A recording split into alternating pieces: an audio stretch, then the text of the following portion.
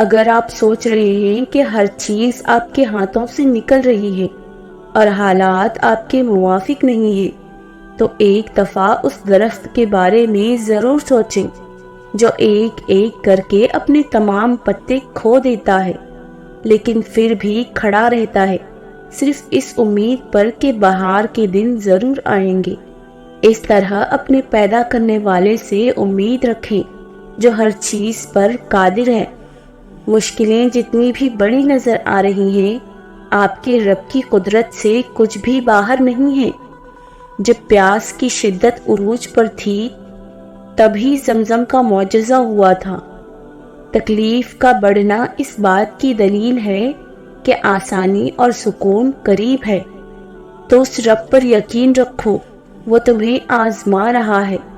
تم دعا کرنا کبھی مت چھوڑنا، ہمت مت ہارو۔ یہ تو آزمائش ہے، فقط کچھ لمحوں کی آزمائش۔ اس آزمائش کے بعد سکون کا وعدہ بے وجہ تو نہیں۔ کچھ خواہشیں ادھوری رہ جانا ہی بہتر ہوتا ہے، کچھ چیزوں کا نہ ملنا ہی بہتر ہوتا ہے۔ اگر آپ کی زندگی میں کچھ ایسا ہوا جس کو آپ نے چاہا اور دل و جان سے کوشش کی اس کو پانے کی، لیکن وہ نہ مل سکی، تو یقین جانیں اس میں آپ کے لیے ہی خیر تھی۔ ہماری زندگی میں کچھ بھی بلا وجہ نہیں ہوتا، ہر کام کے پیچھے کوئی نہ کوئی مصلحت چھپی ہوتی ہے، اور آپ کو یہ سب کچھ ایک عرصے کے بعد سمجھ آ جائے گا۔ اللہ پاک نے ضرور بہترین سے ہی آپ کو نوازنا ہے، تبھی وہ تھوڑی دیر کر رہا ہے۔ بس آپ اس پاک رب پر یقین رکھیں۔ اللہ تم سے بے حد محبت کرتا ہے۔ وہ رب العالمین ہے، رب المومنین نہیں۔ وہ تمام عالم کا رب ہے، تمام جہانوں کا رب ہے، صرف مومنوں کا نہیں۔ وہ تو ان کو بھی دیتا ہے جو اس سے مانگتے نہیں ہیں، ان کو بھی تو وہی دیتا ہے۔ تو سوچو، جب تم اتنے آنسو بہا کر، اتنا صبر کر کے دعا مانگتے ہو تو وہ کیسے قبول نہیں ہوگی؟ وہ تمہاری دعاؤں کو کیسے رد کرے گا؟ وہ تمہیں کیسے نہیں دے گا تمہاری مانگی ہوئی چیز؟ دعائیں تو کبھی بھی رد نہیں ہوتی، پھر وہ تہجد کی دعا ہو یا کسی فرض نماز کی، پھر وہ ہنس کر مانگی ہو یا روتے ہوئے، پھر وہ کسی نمازی کی ہو یا بے نمازی کی۔ جو کافر کو بھی خالی ہاتھ نہیں لوٹاتا تو وہ تمہیں کیسے خالی ہاتھ لوٹائے گا؟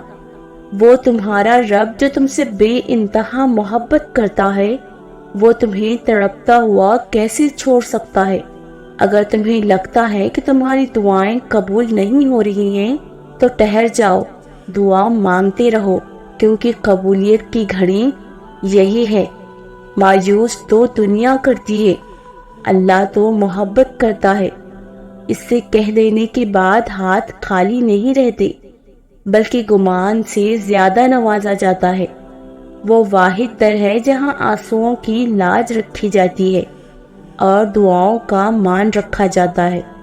جو اللہ پر توکل کرتے ہیں وہ اپنی دعاؤں سے اپنا نصیب لکھتے ہیں۔ تمہاری کہانی اس لیے یہاں رک گئی ہے، تمہاری کہانی اس لیے یہاں رک گئی ہے کیونکہ اللہ چاہتا ہے کہ تم اس کا اگلا حصہ خود لکھو۔ جسے تم تاخیر سمجھ رہے ہو وہ دراصل دعا کا موقع ہے، تو پھر اٹھاؤ ہاتھ اور اپنا نصیب بدل دو۔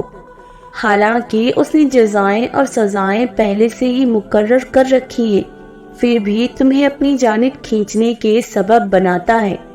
روزانہ 5 دفعہ تمہیں ملاقات کا دعوت نامہ دیتا ہے اور پھر انتظار کرتا ہے کہ کبھی تو تم اس کی جانب واپس لوٹ کر آؤ گے۔